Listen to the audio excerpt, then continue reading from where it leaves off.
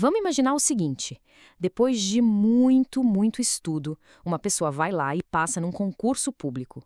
E não é uma aprovação qualquer, não. É o primeiríssimo lugar. E não tem margem para dúvida, viu? O nome da pessoa, a classificação, a colocação, tá tudo lá publicado no Diário Oficial, ou seja, um direito foi estabelecido, preto no branco. Só que aí acontece o impensável. O órgão público simplesmente ignora quem passou em primeiro e começa a chamar a partir do segundo colocado. E agora, o que se faz quando um direito tão claro, tão evidente, é desrespeitado assim por uma autoridade?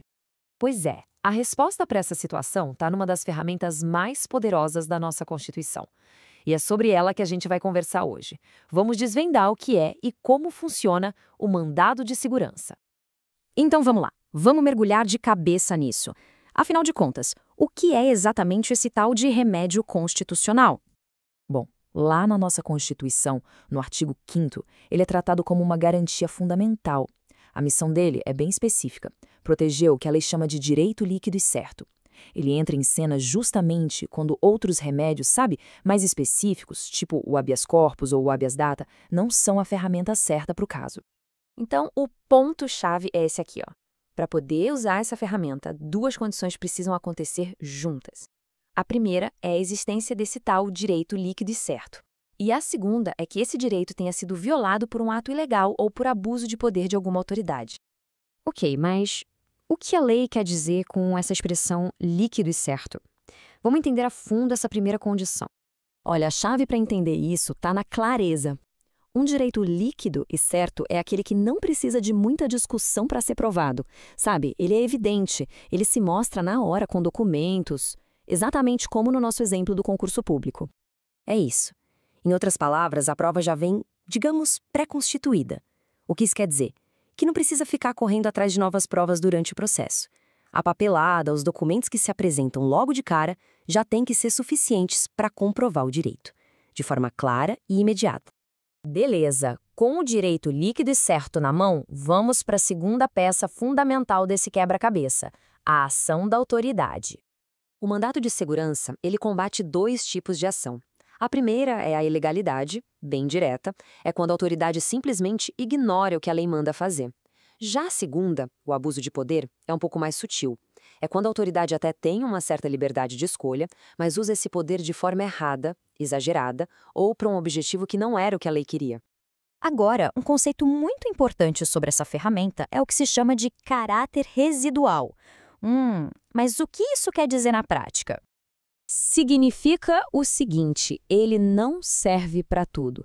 Não é a porta de entrada para qualquer problema. Por exemplo, se a questão é sobre liberdade de ir e vir, o caminho certo é o habeas corpus.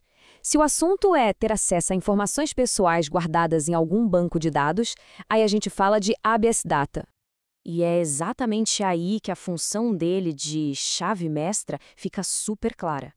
O mandado de segurança atua justamente onde os outros não chegam. Ele serve de proteção para uma lista enorme de direitos que não têm um remédio constitucional específico para eles. Funciona como uma garantia universal, sabe? Bom, agora que a gente já entendeu o quê e o porquê, vamos falar sobre o quem. Quem são os personagens, os protagonistas, num mandado de segurança? Olha, a lista de quem pode entrar com a ação, que a gente chama de impetrante, é bem grande, viu?